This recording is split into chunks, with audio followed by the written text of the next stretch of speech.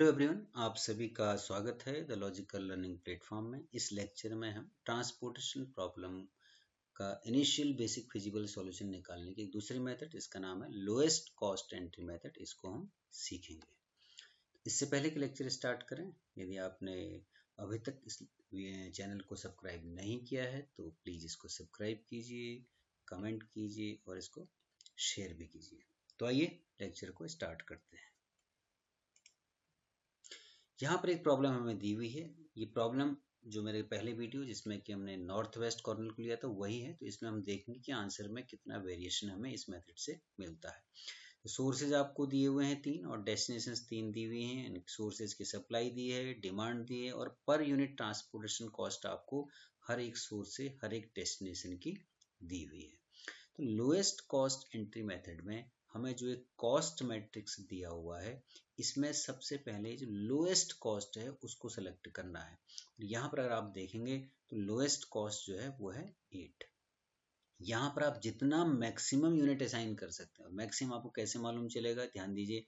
यहाँ पर supply S2 से हो सकती है और डिमांड यहाँ पर D2 की कंप्लीट हो रही है।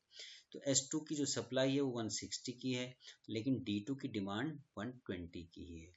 तो हमें इन दोनों में से मिनिमम सेलेक्ट करना है। तो मैंने पहले भी जैसे आपको बताया था पहले लेक्चर में, तो हमें जब भी मैक्सिमम असाइनमेंट कितना हो सकता है ये देखना है कि minimum of supply and demand. यहाँ पर S2 पे जो आपका डिमांड है 120 की है, लेकिन सप्लाई 160 की है। तो यहाँ पर हम 120 यूनिट्स असाइन कर सकते हैं। तो अगर आप अब डिमांड और सप्लाई को अपडेट करें तो क्योंकि D2 की डिमांड कंप्लीट हो चुकी है, यहाँ पर अब इसकी डिमांड 0 हो जाएगी। और जबकि सोर्स S2 की सप्लाई 120 यूनिट्स आपने असाइन कर दिए, तो ये केवल आपकी 40 की बचेगी। तो फिर से इस मेथड को आप एक ही टेबल में भी कर सकते हैं, लेकिन कोई क्लैरिटी उतनी आपको दिखाई देगी नहीं। तो इसलिए आप एक नई टेबल बनाएं जिसमें से कि आप D2 को आप एलिमिनेट कर सकते हैं, क्योंकि D2 की अब यहाँ पर कोई आवश्यकता नहीं है, क्योंकि D2 की डिमांड कंप्लीट हो चुकी है। तो मैंने यहाँ पर सब नई टेबल बना दी, D2 को यहाँ से हटा दिया। और ध्यान दीजिए कि S2 की जो यहाँ पर अपडेटेड डिमांड है वो मैंने यहाँ पर लिख दी 1। यहाँ पर इसकी अपडेटेड डिमांड या अपडेटेड सप्लाई इसकी सोर्स की यहाँ पर 40 है और D2 को हमने यहाँ से हटा दिया। तो फिर से आपकी अब एक नई मैट्रिक कॉस्ट मैट्रिक्स बन गई। फिर से आप उसी रूल को रिपीट करेंगे और आपको क्या करना है कि मिनिमम कॉस्ट आपको सिलेक्ट करनी है कि इसमें कहाँ पर है। और मिनिमम कॉस्ट जो आपको दिखाया है दिस इज 12।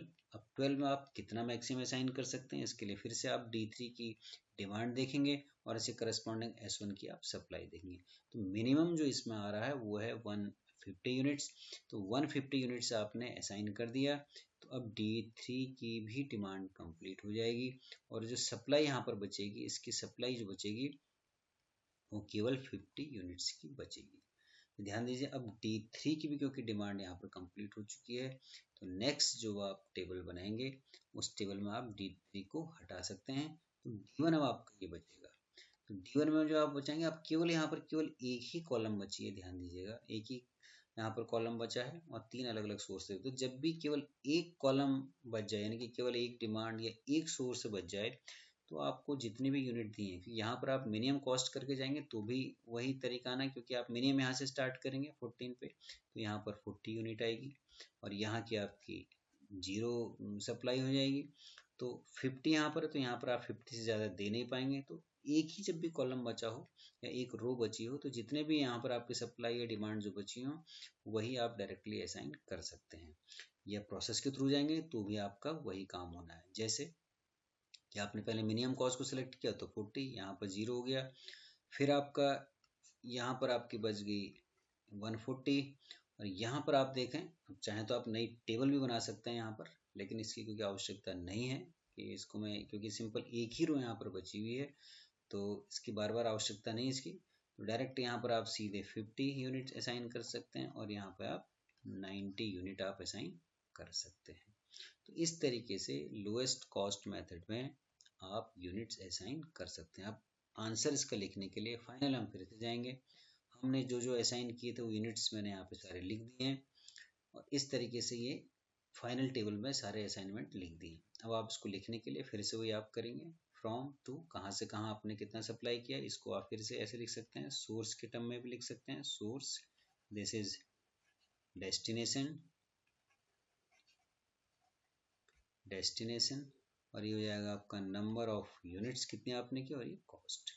यहाँ ध्यान दीजिए S1 to D1 आपने दिए हैं 50 यूनिट्स, 16 इंटू 50 ये कॉस्ट मिल गई, ये जो आपको मिल रही है इसको, और आपको 16 को आपने 50 से मल्टीप्लाई कर दी, 50 यूनिट्स हैं और 16 पर यूनिट कॉस्ट है, तो टोटल कॉस्ट आपकी 800 हो गई। ऐसी S1 से आपने D3 दिया तो यहाँ पर 150 यूनिट्स हैं और 150 इंटू 12 आप करेंगे तो ये आपकी कॉस्ट आएगी।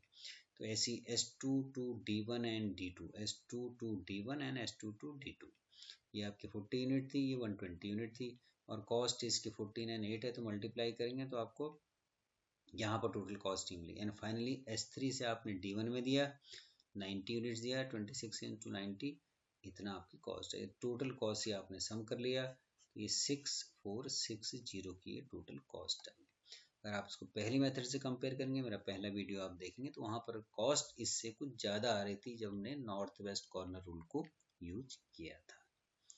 तो ये जो मेथड मैंने बताया ये है आपकी लीस्ट कॉस्ट मेथड। तो फिर से मैं इसको समराइज करूं तो हमें लीस्ट कॉस्ट से स्टार्ट करना है, जहां पर सबसे लीस्ट कॉस्ट दी है वहां पर हम मैक्सिमम जितना अमाउंट हम दे सकते हैं वो हमें असाइन करना है। और मैक्सिमम हमें कैसे मालूम चलेगा कि minimum of demand and supply of that particular row and column. तो इस तरीके से हर एक बार किसी न किसी सोर्स या किसी न किसी डेस्टिनेशन की, सोर्स होगा तो उसकी सप्लाई कंप्लीट होगी, डेस्टिनेशन है तो उसकी डिमांड कंप्लीट होगी। तो हर बार एक कोई ना कोई एक रो या कॉलम आपका एलिमिनेट होता चला जाएगा। तो इस तरीके से आप बाकी बचे मैट्रिक्स में उस प्रोसेस को रिपीट करते हुए सारी जितनी भी अपनी डिमांड और सप्लाई उनको कंप्लीट कर सकते हैं। तो उम्मीद करता हूँ आपको ये मेथड समझ में आ गई होगी और आप इसका कैसे इसको प्रॉब्लम को सॉल्व करेंगे ये आप समझ चुके होंगे। Thank you.